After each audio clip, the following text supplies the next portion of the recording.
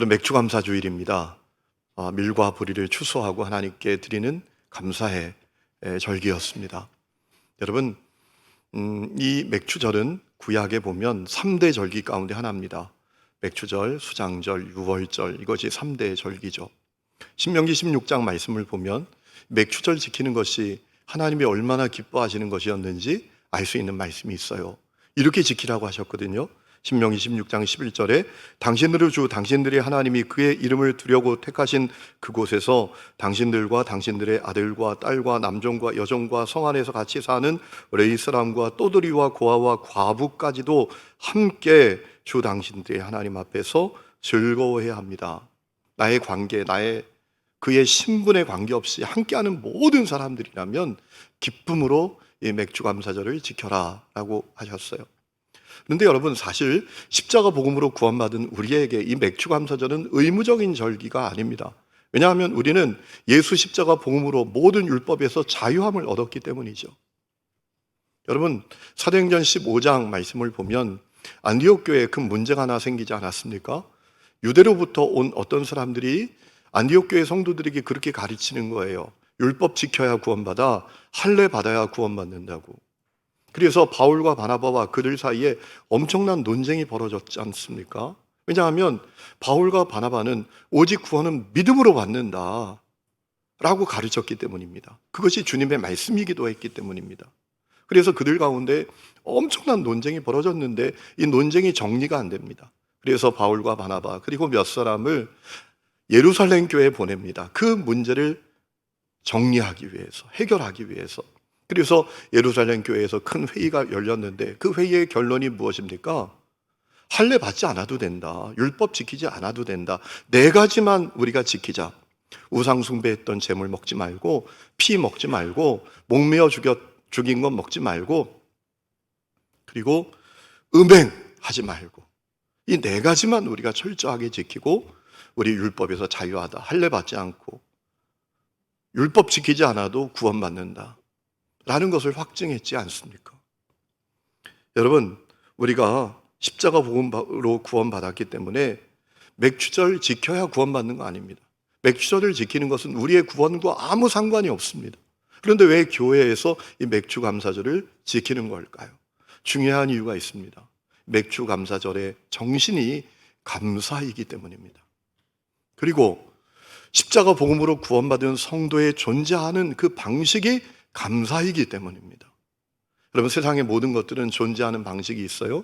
나무는 나무대로, 꽃은 꽃대로, 또 숲속에서 살아가는 동물은 동물대로 다 나름대로 존재하는 방식이 있습니다. 여러분, 태백산 꼭대기에 올라가면 나무들이 있는데 주목이라는 나무가 있습니다. 태백산 꼭대기에서만 존재합니다. 살아갑니다. 한라산 꼭대기에 갔더니 그 주목들이 또 있더라고요. 세상 모든 것은 존재하는 방식이 있어요. 그러면 십자가 복음으로 구원받은 성도의 존재 방식은 무엇입니까? 감사합니다. 감사해요. 그래서 우리가 이 맥주감사주의를 지키는 거예요. 여러분, 성경을 보면 감사가 얼마나 중요하게 우리에게 가르쳐지고 있습니까? 데살로니가전서 5장 말씀을 보면 범사에 감사하라. 이것이 그리스도 예수 안에서 너희를 향하신 하나님의 뜻이다 라고 했습니다. 감사가 우리를 향한 하나님의 뜻이랍니다. 그뿐만 아니라 에베소 5장 20절에 보면 범사에 우리 주 예수 그리스도의 이름으로 항상 아버지 하나님께 감사하라. 항상 주님께 감사하는 것이 중요하다. 예레미야 33장 말씀을 보면 포로에서 돌아온 이스라엘 백성들의 회복은 감사의 회복이라고 말씀하셨습니다. 여호와께서 이와 같이 말씀하시니라. 너희가 가리켜 말하기를 황폐하여 사람도 없고 짐승도 없다던 여기 곧 황폐하여 사람도 없고 주민도 없고 짐승도 없던 유다 성읍들과 예루살렘 거리에서 즐거워하는 소리, 기뻐하는 소리, 신랑의 소리, 신부의 소리와 그 다음에 중요한 말씀이 나옵니다. 만군의 여호와께 감사하라. 여호와는 선하시니 그 인자하심이 영원하다 하는 소리와 여호와의 성전에 감사제를 드리는 자들의 소리가 다시 들릴 것이다. 포로에서의 회복은 감사 회복이라고 말씀하셨어요. 여러분, 십자가 복음은 복음 믿는 사람에게 놀라운 변화를 일으켜냅니다. 그래서 복음이 능력이 있지요. 그러면 십자가 복음으로 구원받은 사람에게 일어나는 변화의 핵심은 무엇입니까? 감사예요. 늘 투덜거리고 원망하고 불평하고 살아가던 사람들이 감사한단 말입니다. 오늘 여러분에게 감사가 있나요? 여러분 마음의 중심에 감사가 있나요? 여러분, 우리가 아이들에게 용돈을 줘도 그 아이가 감사합니다 라고 받으면 얼마나 기분이 좋아요. 얼마나 주면서도 기뻐요. 생각해 보세요. 우리 가운데 받지 않은 것이 무엇이 있습니까? 우리 가운데 받지 않은 것이 한 개라도 있습니까? 다 하나님께 받은 거죠. 그런데 여러분, 감사하는 마음이 여러분에게 있습니까? 여러분, 사실 우리에게 있는 모든 것이 받은 겁니다. 우리의 생명, 재정, 건강, 직장, 일, 자녀들, 가정 다 받은 거예요. 시간조차도 우리에게 주신 동안만 우리가 갖고 쓰는 거 아닙니까? 저는 요즘 깜짝깜짝 놀랄 때가 있어요. 갑작스레 세상을 떠나는 사람들, 갑작스레 충격적인 소식을 듣게 되기 때문입니다. 지난주에는 제가 아는 목사님이신데 그 사모님이 40대 초반인데 몸이 좋지 않아서 병원에 갔더니 혈액암이래요. 1년밖에 못 산대요.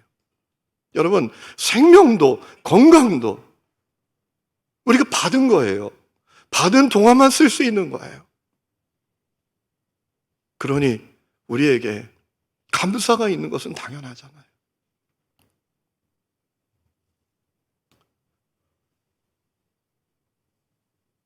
그런데 그럼에도 불구하고 우리가 감사로 살지 못하는 이유가 뭐죠? 오늘 우리가 읽은 말씀에서 그 답을 하나 찾을 수 있어요.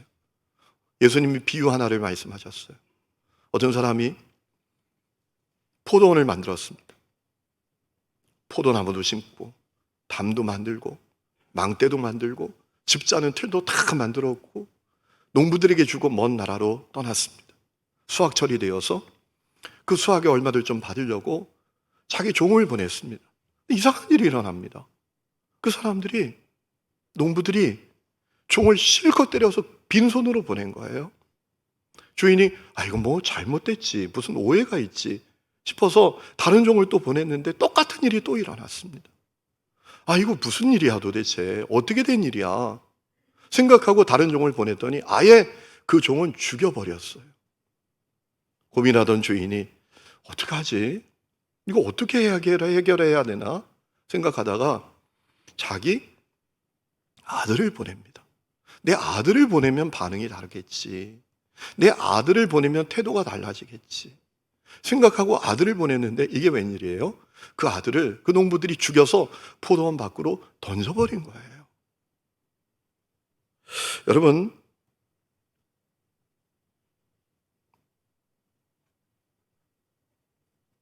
예수님께서 말씀하신 내용은 비유잖아요. 누구를 염두에 두고 이 말씀을 하신 거잖아요. 누구를 염두에 두신 겁니까? 이 비유 속에 나오는 막대 먹은 농부들은 누구죠? 하나님의 사랑과 은혜를 알지 못하는 이스라엘 백성들, 특히 유대교 종교 지도자들을 염두에 두셨던 것이죠. 여러분, 우리 오늘 12장을 읽었는데 11장에 보면 어떤 내용이 나옵니까? 이 유대교 종교 지도자들의 마음이 참 신기가 불편해지는 일이 생겼잖아요. 예수님이 성전에 오셔서 성전을 뒤집어 놓으셨어요. 거기 장사하는 사람들이 있었는데 장사하는 상을 다 둘러 엎어버리셨어요. 왜 장사하는 사람들이 있었나? 하나님께 드리는 제물을 파는 사람들, 또 화폐를 바꿔주는 사람이 있었어요. 그러면서 폭리를 취하는 사람들이 있었어요. 유대교 종교 지도자들과 결탁한 사람들이죠. 여러분, 하나님께 제물을 드릴 때 조건은 흠 없는 것이어야 돼요. 정한 것이어야 돼요. 그 판결을 제사장이 합니다.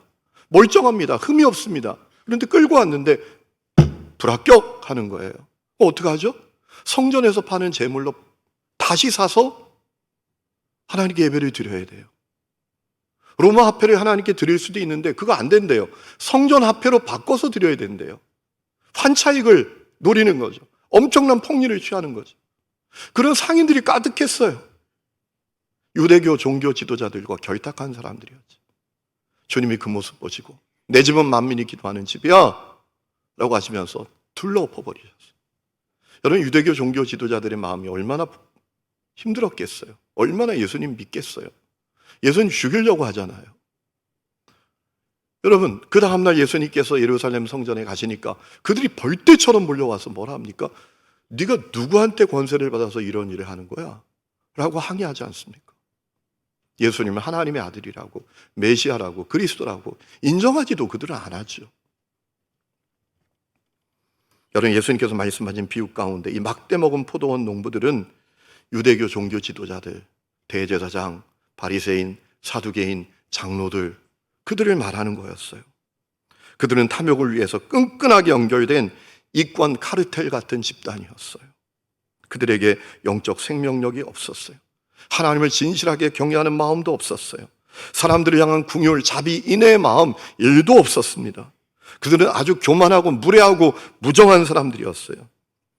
우리 예수님이 이 땅에 성육신하신 하나님의 독생자, 구원자, 그리스도인 것을 바라보는 눈도 그들에게는 없었어요. 그들은 예수님께서 고발하셨던 대로 회칠한 무덤들, 독사의 새끼들이었어요. 여러분, 이스라엘 성들은 매장을 어떻게 합니까? 굴에다가 사람을 넣고 그 회를 발라서 막잖아요. 겉으로 볼 땐 회가 발라져 있으니까 매끈하고 뻔듯한 것 같죠. 그런데 그 속은 다 썩어 있어요. 그들이 유대교 종교 지도자들이었잖아요. 여러분, 예수님께서 비유의 말씀 가운데 이 포도원 주인이 이 농부들을 다 진멸할 거라고 했어요. 여러분, 유대교 종교 지도자들 지옥의 형벌 피하지 못합니다. 다 멸망당할 사람들이었어요. 여러분, 가만히 생각해 보면 이런 질문을 갖게 됩니다. 왜 그들은 그런 사람들로 전락하고 말았을까? 중요한 한 가지 이유가 있어요. 그들이 감사를 모르는 거예요. 여러분, 이 당시에 제사장은 자원에서 소명받아서 되는 게 아닙니다. 혈통으로 되는 겁니다. 부모가 제사장이면 그냥 제사장 되는 겁니다. 자, 그러니 내가 제사장 된 거 얼마나 감사한 거예요. 내가 제사장 가문에 태어나서 제사장이 되었어. 주님을 섬기는 사람이 되었어. 축복의 통로로 살 수 있게 되었어. 사람들을 하나님과 연결시키는 사람이 되었어. 얼마나 감사해요. 근데 감사의 마음이 없어요. 사두개인이 되었어요. 사두개인들은 사독제사장, 하나님 앞에 신실한 제사장이었던 사독제사장의 후예들이었습니다. 그래서 사독제사장의 후예들을 사두개인이라고 불렀어요. 그들은 조상 잘 만나서 오늘날 국회와 같이 이 사내들인 의회라고 하는 유대 이 공동체의 의사결정, 최고 의사결정 기구의 의원이 될 수 있었어요. 여러분, 그거 얼마나 감사한 거예요. 바리새인, 파리새라는 단어는 나뉘어지다, 갈라지다, 분리되다 이런 뜻이거든요.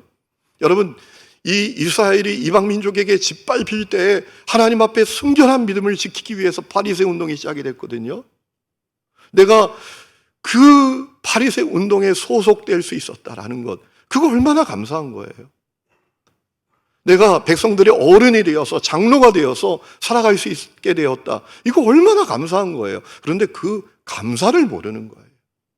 여러분, 생각해 보세요. 내 삶이 전적인 하나님의 은혜요, 내 삶이 감사의 조건이다라는 사실을 깨닫고 있는 사람이 다른 사람의 고열을 빨겠어요? 다른 사람을 괴롭게 할 수 있겠어요? 다른 사람을 고통스럽게 할 수 있겠어요? 절대로 그렇게 못하죠. 여러분, 일본에 한 소년이 있었어요. 기생의 아들로 태어났어요. 본처집에서, 그 아버지 본처집에서 배다른 형제들로부터 멸시와 천대를 받으면서 성장했어요. 지옥 같은 인생을 살게 된 거죠. 너무 인생이 괴로워서 자살을 하려고 했어요. 그런데 죽는 것도 마음대로 안 돼요. 거기다 폐결핵까지 걸렸어요. 너무나 인생이 괴로운 인생이죠. 그런데 어느 날 그가 예수님을 만났어요. 하나님의 그 놀라운 사랑 알게 됐어요. 나를 위해 주신 그 십자가의 놀라운 사랑을 알게 됐어요. 그래서 그는 빈민촌으로 들어가요. 노숙자들, 거린들, 폐결에 걸린 사람들의 친구로 평생 살아요. 내게 주신 하나님의 은혜와 사랑이 너무나 감사해서. 여러분, 그가 누구죠? 일본 교회가 자랑하는 가가와 도요히코라는 목사님이시죠. 여러분, 내 삶 자체가 하나님의 은혜야. 감사할 뿐이야. 이 마음이 있는 사람이 누구 고열을 빨겠어요? 누구 등을 치겠어요? 누구에게 함부로 하겠어요? 절대로 그럴 수 없죠. 여러분, 유대교 종교 지도자들의 문제는 감사를 모르는 사람들이었어요. 여러분은 어떠세요? 여러분, 내 삶 전체가 하나님의 은혜다. 내 삶 전체가 감사의 조건이다. 이 마음 분명히 갖고 계세요. 성도는 그것을 아는 자잖아요. 그렇게 할 수 있는 자잖아요. 고린전서 2장 12절에 이런 말씀이 있습니다. 우리는 세상의 영을 받은 것이 아니라 하나님에게서 오신 영, 성령을 받았습니다. 그것은 하나님께서 우리에게 은혜로 주신 선물들을 우리로 하여금 깨달아 알게 하시려는 것입니다. 우리 속에 성령님이 오셨기 때문에, 여러분, 성령님이 오신 사람은 알아요. 내 삶 전체가 하나님의 은혜지, 감사지, 이거 안단 말이에요. 오늘 여러분에게 그 사건이 일어났습니까? 제가 부산에 사역할 때 어느 목사님 내외가 방문을 하셨는데요, 이분들이 예배당을 이렇게 돌아보다가 그러시는 거예요.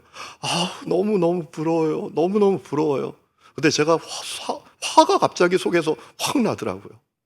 뭐가 부러워? 계단 99개에 있는 교회인데 걸어다니면 예배당이 하도 오래돼가지고 삐걱 마룻바닥 울리는 소리가 그냥 나고, 예배당 입구에 바로 화장실이 있어요. 그래서 여름이면 아주 불쾌한 냄새가 온 예배당을 가득하게 덮어요. 그러니 제가 그 예배당을 부럽다 하니까, 뭐가 부러워? 도대체 놀리는 거야. 저 사람들이 저 얘기를 저렇게 하는 거야? 이러고 있는데, 그분들이 이렇게 얘기하는 거죠. 자기들이 섬기는 교회는 상가에 있대요. 상가 예배당이래요. 그 상가 예배당 아래가 노래방이래요. 예배가 안 된대요. 주일날 낮 예배는 좀 괜찮은데 수요 예배, 금요 예배, 새벽 예배, 아니 새벽까지 노래를 해버려. 예배가 안 된대요. 예배가. 이런 독립된 예배당이 있으니 얼마나 부럽냐고 제가 회개했어요. 다 감사한데, 다 감사한 건데. 자, 그러면 왜 유대 종교 지도자들은 자기의 삶 자체가 하나님의 은혜고 감사인 것을 몰랐을까요? 아주 중요한 이유가 있어요. 내게 있는 모든 것이 받은 거다라는 사실을 그들이 깨닫지 못했던 거예요. 내게 있는 모든 것이 주님이 나에게 주신 거다. 나는 청직이다. 이 사실을 몰랐던 거예요. 여러분, 포도원 농부들이 주인의 아들만 죽이면 포도원 자기 것 될 수 있다고 생각했잖아요. 그것과 똑같아요. 내 인생 내가 쟁취한 거야. 내가 성취한 거야. 내가 이룬 거야. 이 마음이 있었던 거예요. 그러니 감사가 안 되는 거죠. 오늘도 같은 일이 반복돼요. 오늘도 많은 사람들이 내게 있는 모든 것이 받은 거야. 이 마음이 분명하지 않아요. 그래서 이 맥주 감사절, 우리 하나의 전반기를 돌아보며 하나님께 감사하는 이 주일에도 마음의 중심에 별로 감사한 마음이 없어요. 감사의 열매도 분명하지 않아요. 주님께서 여러분에게 감사의 열매를 보고 싶어 하잖아요. 무화과 나무가 정죄받은 이유가 뭡니까? 열매가 없었잖아요. 여러분, 이럴 수 있잖아요. 무화과 나무가 여기 마음은 있다고요. 마음이 열매 맺었다고요. 주님은 마음이 아니라 열매를 보기를 원하셨잖아요. 감사가 힘이 아니, 감사의 열매도 분명하지 않아요. 왜 그렇죠? 내게 있는 모든 것이 받은 거야. 전반기의 삶도 주님께서 나에게 주셨던 거야. 가정도 주님이 주신 거야. 생명도 주신 거야. 시간도 주신 거야. 내게 있는 모든 것이 주님으로부터 온 거야. 이 마음 분명하면 감사할 수 있죠. 이 감사절 기쁜 마음으로 정말 감사할 수 있죠. 여러분, 얼마 전에 강원희 선교사님이라고 82세의 일기로 하나님의 부름을 받으셨어요. 이분이 별명이 있잖아요. 히말라야의 슈바이처라는 별명을 가지신 분이에요. 이분이 연세대학교 의대를 졸업하신 분이에요. 예수를 만났어요. 내게 주신 하나님의 은혜와 사랑이 너무 감사해요. 그래서 기도했어요. 하나님, 내게 주신 하나님의 은혜와 사랑이 너무 감사해서 저는요, 의사가 별로 없는 곳에 가서 병원을 할게요. 그래서 저 강원도에 가서 이분이 병원을 한 거예요. 병원이 잘 됐어요. 이분의 나이 40이 되었을 때 아내에게 폭탄 선언합니다. 여보, 우리 네팔 선교사로 갑시다. 아내가 깜짝 놀라요. 여보, 우리도 다른 사람들처럼 살면 안 돼요? 돈 좀 벌고 하고 싶은 거 다 하고 좋은 차 타고 다니고 좋은 집에 살고, 우리도 의사인데 우리도 그렇게 살면 안 돼요? 가도 나중에 가면 안 돼요? 나중에? 은퇴할 때쯤 그때 가면 되잖아요. 그랬더니 강원희 선교사님이 말씀하시기를, 여보, 우리에게 주신 하나님의 은혜와 사랑이 너무 감사하잖아. 그렇다면 우리 인생의 황금기를 주님께 드려야지.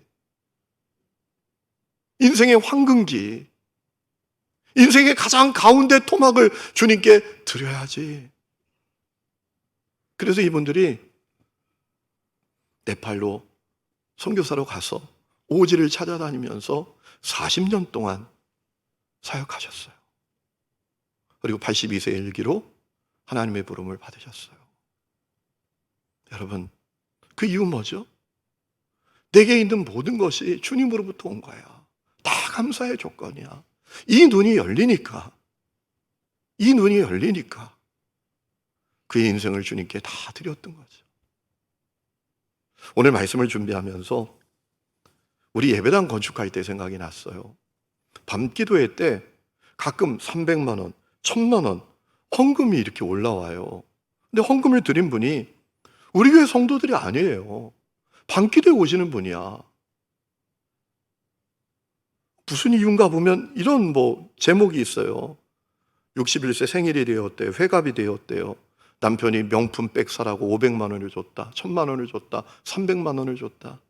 그런데 그거 사지 않고 하늘님교회 예배당 건축을 위해서 제가 드립니다. 내게 주신 은혜와 사랑이 너무 감사해서 내가 주님께 드립니다. 그분들의 얼굴이 이렇게 떠오르는 거예요. 여러분, 그 이유가 뭐죠? 내게 있는 모든 것 주님으로부터 온 거야. 다 감사의 조건이야. 그 눈이 열려 있었던 거예요. 그러니 감사했던 거죠. 오늘 그 역사가 여러분에게 일어나서 감사가 세워지는 은혜가 여러분에게 있기를 축원합니다.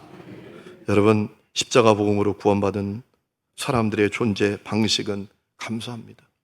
맥주 감사절은 그 존재의 방식이 내게 정말 정상적으로 작동되고 있는지 점검해 보는 거예요. 그리고 감사로 나아가는 거예요. 우리 이 시간에 찬양 부르고 기도하고 마칩니다. 우리 내 삶을 깨트립니다. 약간 조금 어려운 박자지만 여러분의 수준을 생각하고 제가 준비했습니다. 가사를 생각하면서 우리 찬양을 주님께 올려드리겠습니다. 날 위해 십자가에서 깨뜨리신 사랑, 오늘도 그 사랑 안에 거합니다. 주님의 생명 내 안에 있고 주님의 사랑 날 강권하니 오늘도 주께 내 삶을 깨뜨립니다. 내 삶을 깨뜨립니다. 주 머리 위에 붓습니다. 내 모든 삶과 생명을 주님 받으소서. 오 주여 내 삶을 깨뜨립니다. 주 머리 위에 붓습니다. 주님께 하면 아깝지 않습니다. 위에 십자가에서 깨뜨리신 사랑, 오늘도 그 사랑 거합니다. 주님의 생명 내 안에 있고 주님의 사랑 날 강권하니 오늘도 주께 내 삶을 깨뜨립니다. 존귀와 영광을 받으소서. 하나님 어린 양 예수, 능력과 은혜와 지혜와 힘을 받으소서. 존귀와 영광을 받으소서. 하나님 어린 양 예수, 나라와 권세 모두 주님께 내 눈을 열어주소서. 주의 자신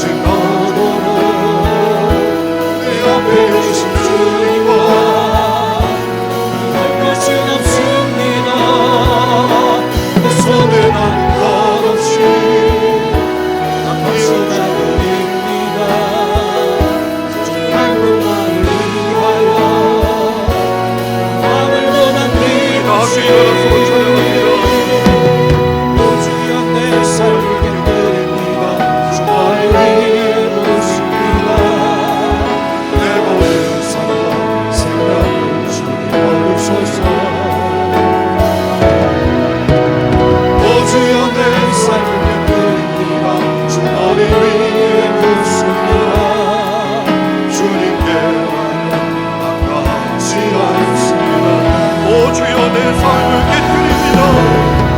주여 내 삶을 깨뜨립니다. 주만이 위에 놓습니다. 내 맘의 삶과 생명을 주님 받으소서. 주여 내 삶을 깨뜨립니다. 주만이 위에 놓습니다. 주님께 아깝지 않습니다. 하나님 아버지, 성도의 삶의 존재 방식은 감사인데 우리에게 제대로 작동되지 않는 것을 볼 때가 많습니다. 주님, 우리 가운데 있는 모든 것이 주님께서 주시지 않은 것이 무엇이 있겠습니까? 주여, 우리가 참으로 눈이 열린 자가 되게 하여 주시옵소서.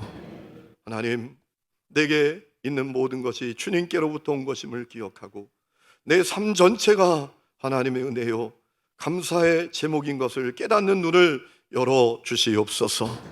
그리하여 하루를 살아도 불평과 원망과 투덜거림이 아니라 그럼에도 불구하고 감사하며 살아가는 우리 모두가 되게 하여 주옵소서. 이제는 우리 주 예수 그리스도의 은혜와 하나님 아버지의 놀라운 사랑과 성령의 내주 동행하심이 예배하는 하늘님의 모든 성도들과 그 삶의 모든 부분들 위에 지금부터 영원토록 함께 계시기를 간절히 축원하옵나이다. 아멘.